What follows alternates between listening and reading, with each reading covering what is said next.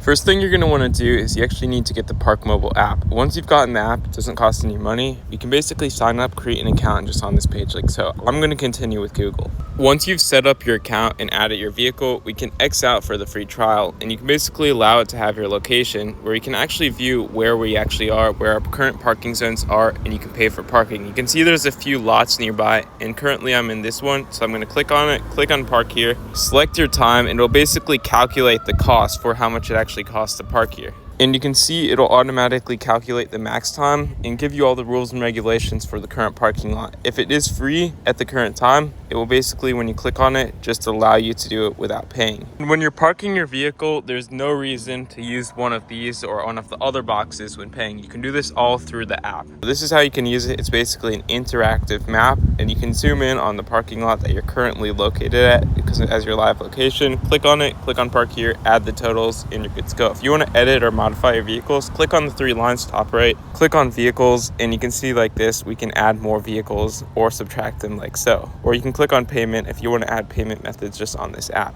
One more thing is in the three lines again, you can actually get a subscription if you're parking in these locations a lot, and basically save a lot on parking if you get this free trial, or pay about $5 per month just the Park Go mobile app.